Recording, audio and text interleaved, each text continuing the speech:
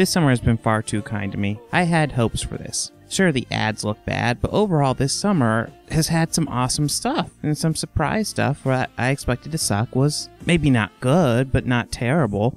Also, let's look at Michael Bay, who produced this movie. After Dark of the Moon, he did Pain and Gain, which was a film that perfectly suited his over-the-top style. Then we got Age of Extinction, where it felt like he actually was restraining himself. Granted, it wasn't a law of restraint, but it felt amazing to see a Transformers movie that wasn't a complete train wreck. Now, I know Michael Bay didn't direct Teenage Mutant Ninja Turtles, but outside of the runtime, it definitely feels like he did. I mean, if the movie ended and it said directed by Michael Bay, I wouldn't be surprised by it at all.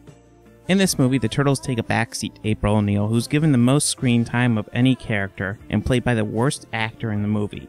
Hell, Whoopi Goldberg half-asses her performance in this and is way better than Megan Fox.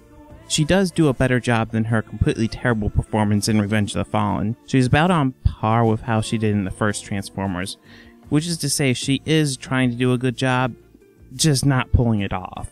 But if she were the worst aspect of this movie, it might be okay. But her performance is just the beginning of this shitburger. Splinter is an asshole in this movie, and it's not explained why. His design is awful.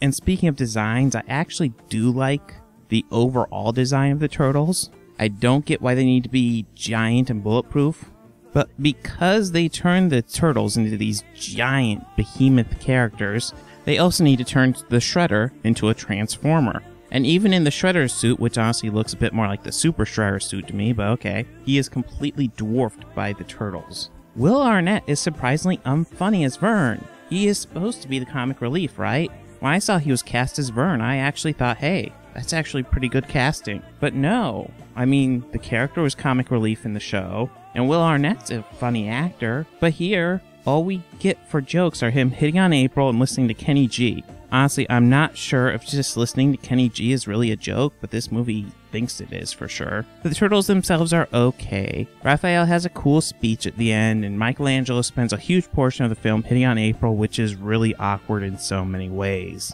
And why does Donatello wear glasses? Their basic designs are ugly as fuck, but I like the personal touches like Donatello's gadgets that are added. And let's not forget the villains. First we have Shredder and his girl lieutenant, who he gives shit to because she keeps being stopped by the Turtles. But don't worry if you forget about her, because so will Acts 2 and 3. Shredder seems kinda cool. He hangs out in the shadows and appears to have lots of scars. Unfortunately, this movie quickly forgets that Shredder is there and quickly jumps to Super Shredder.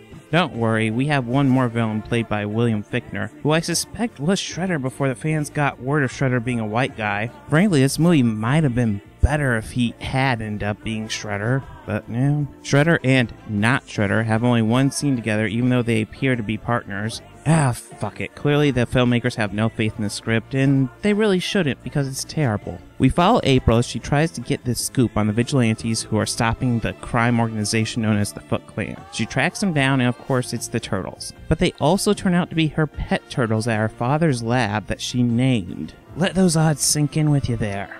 We also get a subplot where the Turtles need mutagen to heal Splinter, mutagen that was taken from the Turtles' blood. If it's in their blood, why do they need to give it to Splinter? Shouldn't it already be in his blood? Really, it's just bad. But as a Turtles fan, I can't get too upset. The original live-action movie was fine, as well as the 2007 animated movie. But this one is a dud. I'd give it a knee-jerk rating of 2 out of 5, but hey, the 3D was awesome.